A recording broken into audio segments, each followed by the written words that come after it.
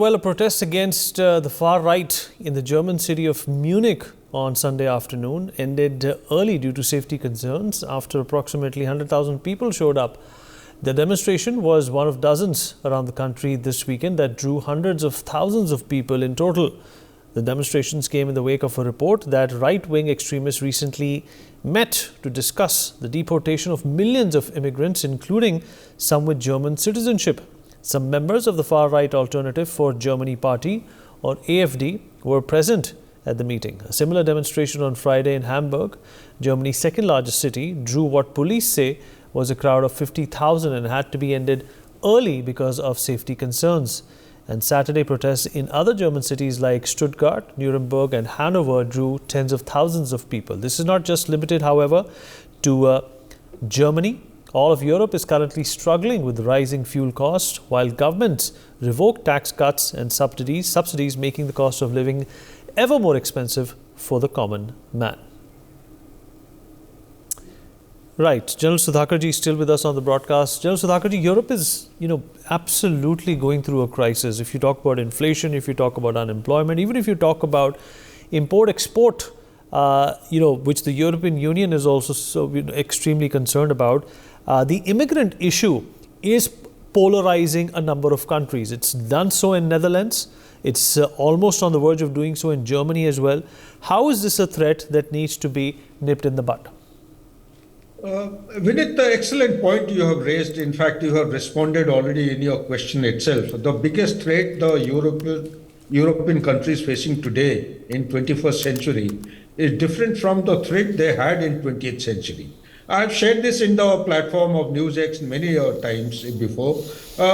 You see, the population of Africa way back in 1950s was half the population of Europe.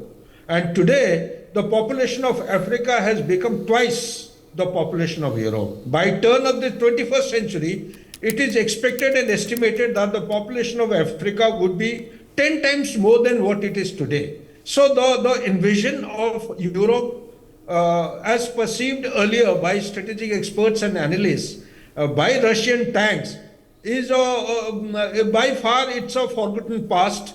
Now the current threat, which is most imminent and which all the nations, without any exception, which are going through the journey of immigration challenges, is actually coming from the boat people. The boat people is a conceptual framework and a term which has been coined by the Europeans themselves, wherein the immigrants from Middle East and North Africa are moving by boat across the Mediterranean and across the water bodies into the Europe. Today, the demographic profile of almost all the countries within the Europe, 27 plus 1, when I talk about one, we all know about the crisis of Rwanda, immigration of the population from UK to Rwanda, which has failed. I think Sunak is facing a serious problem on that. This is the biggest threat, because of which Germany itself, I have been to the Germany myself, I have found people, the aboriginal or the indigenous population of Germany, they are leaving Germany and going to countries like Spain and other places to find a place of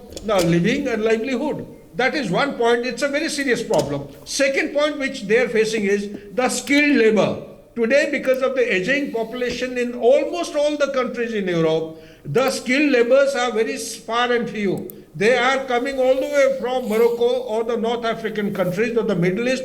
But primarily, I would say, the Indians also have started going in because there are not enough number of skilled laborers in the world today. So the demographic profile willy-nilly has to undergo change because of aging population. They do not have enough number of people who are trained, who are skilled. So therefore, they are dependent on these kind of people which are carrying out or contributing towards a demographic swap. And third and most important point is that you're talking about the unemployment. Unemployment, whatever little pie is there, it has been battered and hammered nice and properly because of ongoing economic recession, whether you accept it or not. Country like Germany, officially they have declared they're going through economic recession. Post-pandemic COVID-19, the economy in the world, the supply chain disruption has caused a very adverse impact in the livelihood of common people, and because of which the unemployment crisis has actually accentuated. It has taken a quantum jump all over the world, not only in Europe. And Europe, particularly Germany, is facing a very serious problem. UK is facing a problem. France itself is facing the problem of demographic swap and the unemployment and the immigration. And last point that I have said, Vinit, you have covered in your narrative, in your articulation, is the primary cause are the three things. Increase in the fuel or the energy supply. Number two, increase in the food price. And third and most important thing is increase in the fertilizer.